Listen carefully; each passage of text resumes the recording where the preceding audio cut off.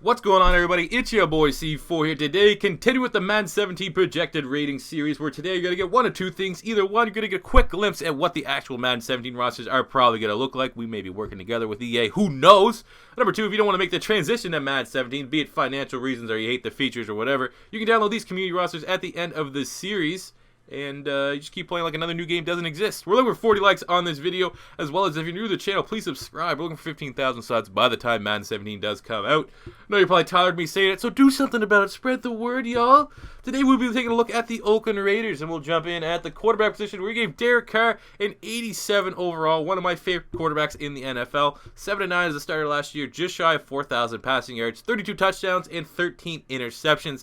He also added almost 200 yards or 150 yards on the ground, so he is somewhat mobile. But making the Pro Bowl is a big key. I think next year will be the big jump for them to actually make the playoffs. I think 87 is very easy to give for Derek Carr. I think he's only going to improve. His cast, his offensive weapon cast has improved significantly, and you saw the production this year on the field. So 87 is easy to give to Derek Carr. Look at the running back position. We have Latavius Murray, 84 overall. He also made the Pro Bowl, over 1,000 yards and 6 rushing touchdowns, as well as 41 receptions and 230 yards through the air. I was actually kind of surprised he made the fucking Pro Bowl, but I was surprised he made the Pro Bowl just because so many people said they need to improve running back. But 84 for Latavius Murray. I kind of like what he brings to the table. He's always a fun card in Madden because he has high speed and high trucking, which is, for as long as I remember, that is the combination you want. Fullback position, Marcel Reese, 87, and Owale, 79. I don't know why they have two fullbacks, but they do, and both of them are one of the better fullbacks in the NFL. But Reese has been the premier receiving offensive weapon from the fullback position for quite some time, so we gave him the 87. Look at the wide receivers. We gave Amari Cooper an 85 overall last year. Amari Cooper with 72 receptions, 1,000 yards, and 6 receiving touchdowns. Kind of fell off and went quiet at parts of the season, but still not a bad rookie season at all, and was the best wide receiver for the rookie class last season, in my opinion. So we gave him 85. And then Michael Crabtree had a resurgence. If you can, very good resurgence. 85 receptions, 900 yards, and 9 touchdowns. So, I mean, this is a great wide receiving core for Derek Carr to continue to develop with. You also got Andre Holmes and Seth Roberts for two, bench options that can still definitely produce. Looking at the tight end position, Clive Walford, we gave him a 77 overall. Last year as a rookie, 28 receptions, 329 yards, and 3 receiving touchdowns. I think that will only improve as his playing time increases. And Michael Rivera with a 76 as well. He could also contribute in the offensive game with 32 receptions, 280 yards, and 1 receiving touchdown. Jumping to the offensive line where they just, oh my god, man. I believe they're calling it Carr Insurance is the nickname. They got Donald Penn, 88 at left tackle. Left guard, Osemele, 88. Center, Rodney Hudson, 88.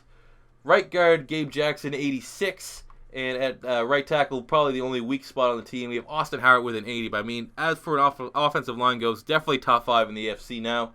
And it's going to be interesting to see how they produce and block. How they block for Derek Carr, how they block for Latavius Murray.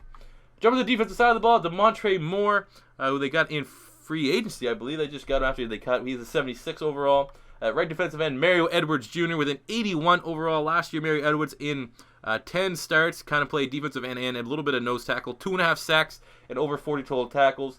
Great year for the rookie.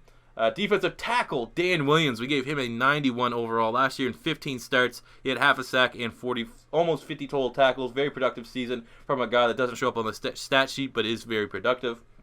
Looking at left outside linebacker, Khalil Mack, 99. I mean, as complete of a player, I think personally I'd have him as my second best defensive player in the NFL after J.J. Watt.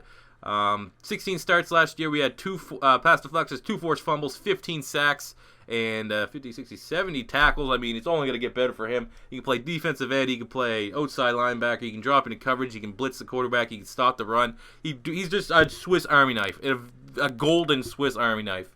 What an absolute stud for the Oakland Raiders.